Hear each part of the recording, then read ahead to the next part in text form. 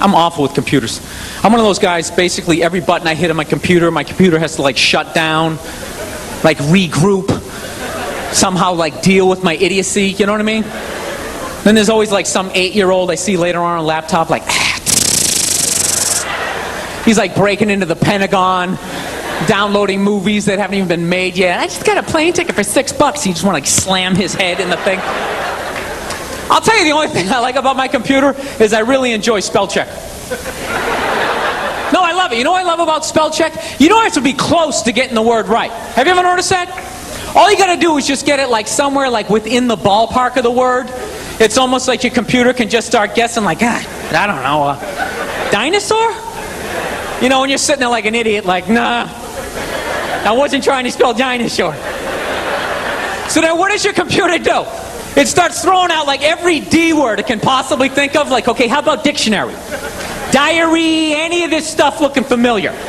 Are we moving towards the goal or away from it? You ever spell a word so bad, though, your spell check has absolutely no clue what the hell you're trying to spell?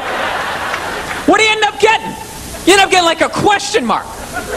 You got $1 million worth of technology just looking back at you like, just like, you got me, buddy? Which is pretty amazing, because I have all the words. Yeah, and that doesn't look like any of them. I can't even make a guess that's so screwed up. Would you like pass out and whack your head off the keyboard? Please tell me you're not that stupid. I love my dad, man. He's hilarious. He's such an emotional guy, you know. I know my dad was his funniest, though, was whenever you like broke something. Because my dad would totally flip out, right? But the words he used, you would have actually thought it was a good thing. You know what I mean? Like you'd break a window, psh, he'd be like, nice! Real nice! Oh, that's beautiful! That is just beautiful! Hey, why don't you break them all? Hey, got a nice breeze going. And I was watching the Food Network recently.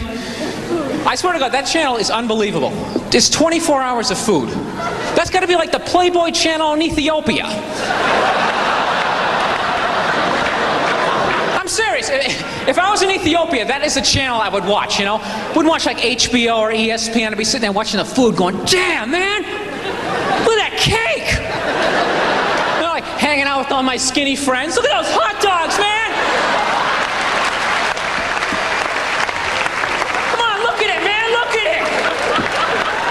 Bigger than us! Why the hell doesn't she eat them? Cubicle should be illegal, man. You know what a cubicle basically says? It basically says, like, you know what?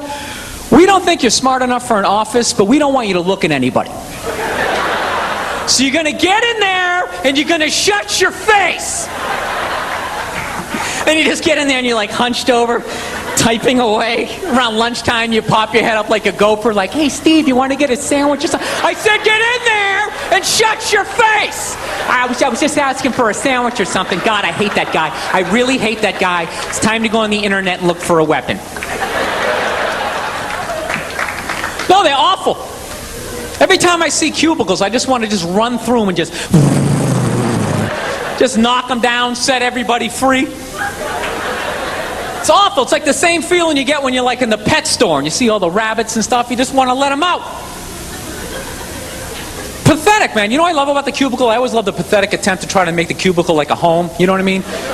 There's always like a stuffed animal in there, or like a picture of your mom with like her disappointed eyes looking back out at you like, why have you accepted this as your lot in life? Why don't you have the balls to get up and walk out of this thing? I'm telling you. Those people need to be rescued. You ever walk by a cubicle? The person in the cubicle always looks back out at you. Because they're starved for some sort of human contact. They'll just start up a conversation like, hey, is it raining out? I haven't seen the sky in like 6 days. They don't let us look out the windows. I'll tell you one thing I have realized, though. When you go to war, man, that's the one time when you really have to like appreciate rednecks, though.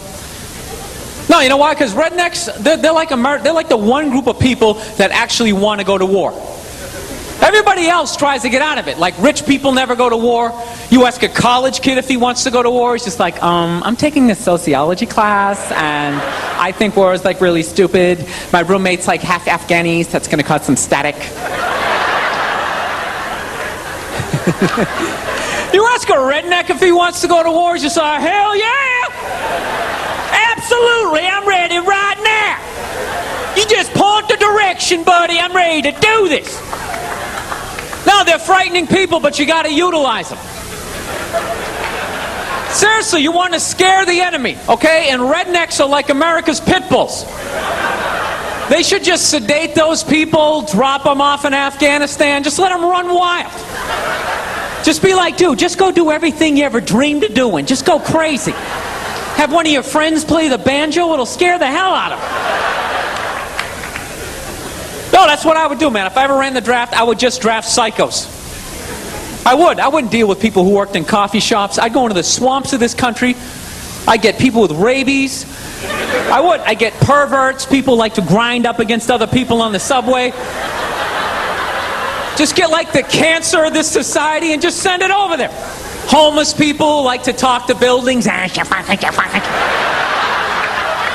send it over there. Just irritate them. Bunch of freaks running around.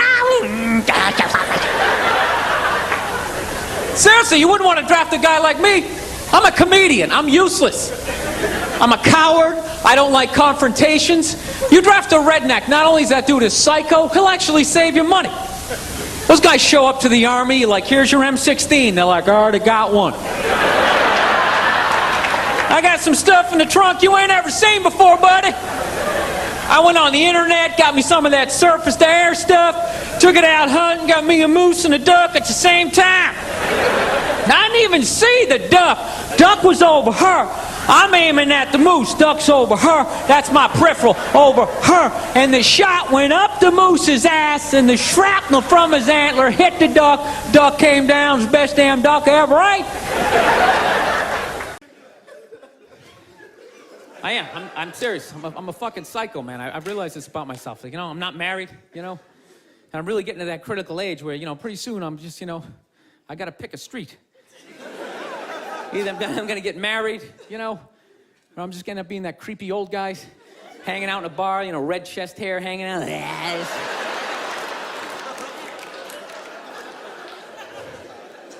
No, seriously, I don't know what's wrong with me.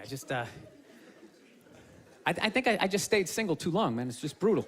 There's this critical point when you stay single too long, and when your brain switches from, don't say that to her. Fuck it, say it. See what happens. Dude, and once you cross that line, this the evil that just opens up. It's just, I don't know, you know what? I just find women that just like, I think they're great. I don't want this to come off like, I don't want to come off here like I'm some woman hater, because, I know I'm a psycho, but it's just like, I don't know, I just find them to be like relentless. Just every day, they just got to come at you. They just wake up, they have an agenda, and so they're like these psycho robots that never run out of batteries, and every day they just keep fucking, just keep coming at you, right? You got to deal with that every single day. Hey, honey, and you literally, every day, it's like waves hitting the beach, Every day, just eroding a little more your life away, Just waking up inch by inch, every day just... Why are you hanging out with him? He drinks too much. Where'd you buy that? That's ugly. Throw it out. Till one day you're just hanging out in the middle of a lagoon, just floating there with your baseball cards. You're waving to your friends back on the shore. Dude, get me tickets. I still like sports. Oh, here she comes. Here she comes. Hey, honey, how you doing? No, I'm trying to learn how to pick my battles with my girl, It's what I am, I used to argue all the time. I'm just trying to pick the battles. Some days, they come at you. You just gotta let them go. You just let them go and follow them to whatever dumb shit they want to do. Like, let's go get a picnic. We'll have a picnic, you bring the good bank and you fucking... Then other days, you just gotta get your hand up. You just gotta just create this perimeter, something for them to bounce off, like... You just send that psycho energy in another direction. Buy yourself a couple of hours for freedom before they bounce off something else. And they start coming back. Go see my parents. No, they're relentless. They never stop. And there's no reason for them to stop. You know why? Because you can't hit them. That's what it is. Think about that. There's no physical ramifications for being an asshole when you're a woman. Do you know how much of a dick I would be if it was socially unacceptable to kick the shit out of me? Dude, I would be trashing everybody I saw. See some big muscle-bound guy, hey, I go to the fucking gym. Slap his protein shake out of his hand, hey, go fuck yourself, right? But I can't do that, right? Every guy has a line, and if I cross the line, I get blasted in the face. Totally acceptable, right? But with women, there's no line. They can just keep fucking, just keep coming at you. Dude, they can do stuff worthy of like a suplex, and they'll just stand right next to it. They don't even have the decency to run away. They'll like light your clothes on fire. They're like, ta-da, I did that shit. Oh yeah. And I was so proud of my work, I stuck around to see your reaction. I invited a couple of friends to heckle you as you try to stomp it out with your bare feet. Oh yeah, they'll like key your car, sign their name, Susan did this shit. And you're sitting like, now, can I at least put her in a headlock, give her a couple of... Now, I feel bad for women that you never get to feel that. You guys should do it to each other, you know? Just every once in a while. Just haul off and just blast one of your friends in the face, you know? It's good for you. No, I know, yeah, I know. It hurts, you know, you can't feel your nose, your ears are ringing, but I'm telling you, man, it clears your head. And it causes you to, like, evaluate yourself.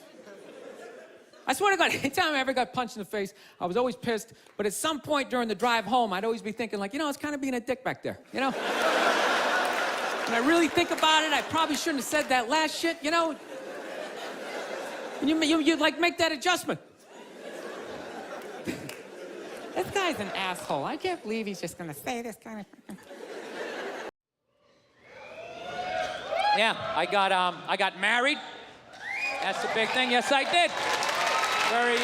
Very happy about that. I'm very happy with that because it was starting to get weird, you know? It's like 45 years old. Oh, my girlfriend. Yeah, we're gonna go out and get some pop, you know? Going to parties, it was just weird. Because I hang out with people my age, you know, and they all got married, they all had kids, and I just couldn't contribute when people were standing around talking about marriages and kids, you know? I feel like a little kid. They're sitting there going like, oh, the superintendent of the mayoral candidate will be bi-coastal, bipartisan with the Middle Eastern crisis. And it's an advanced learning program. The deadline's May 11th. You have to stop the bullying with the superintendent of the mayoral candidate. And a conversation would come around to me. I felt like I was like 8 years old. I'd just be like, did anybody see the YouTube video where the raccoon stole the cat's food and the cat was scratching him and the raccoon didn't care? He just came in like this, like George Foreman. And then he reached out, he had hands. All of a sudden he had hands. I didn't know they had hands. He scooped it up and he ran away on paws. All the time. I do. My girl took me to a street fair recently, right? You know, they close off the block, there's like shawarma, there's like stuff made out of buttons, right? People with no teeth are making keychains, right? It's a typical girlfriend idea. It sucks, and it's gonna take all Saturday, right? No, we show up, right? The first thing she sees is this big table and nothing but homemade jewelry, right? Homemade jewelry. It's got twigs, macaroni in it. It's a table of crap. It's crap. The whole thing is crap. But she loves it. She's like, oh my God, look at these earrings. Do you like these? Do you think these are nice? I just want to be like, no. If they were nice, they'd be in a store, all right? But I don't want to ruin a day, so I'm like, yeah, go ahead, check it out. I'm gonna go get some air. Even though we're outside, I think there's more air to be had, right? So I walk like 3-4 tables away, and I come up to this lady. She got this big table of nothing but muffins. Muffins, right? It's like 85 degrees out.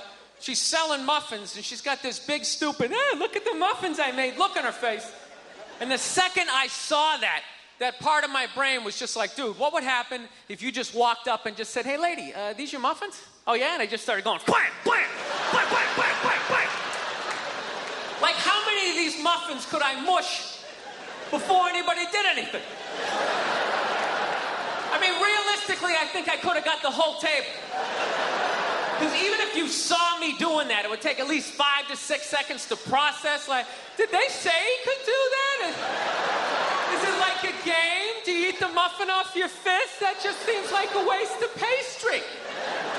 You know, there's no security at a street fair. There's no bouncer staying there. He's mushing the muffins. Okay, I'm on it. Sir, we're going to have to ask you to leave. You just choke me out. So I just started thinking of the horrified look on this lady's face as I started slamming these muffins. And out of nowhere, I just started laughing like a maniac. I'm like slumped over this fried dough cart. I'm dying. My girl looks at me. She's like, what the hell are you laughing at? And like an idiot, I actually tried to explain this screwed up thought to her. I swear to God, I'm just sitting there like, I was just thinking, what if I started punching the muffins? You know what I mean? I just started punching them. She's just looking at me like, why do I go out with you? Dude, but I swear to God, if I never broke eye contact the second I started hitting those muffins, that lady, she wouldn't even been able to call for help. I would have been in her head. She'd be like, did I go to high school with this guy? Why would you do that? Muffins are a happy food. I don't understand this.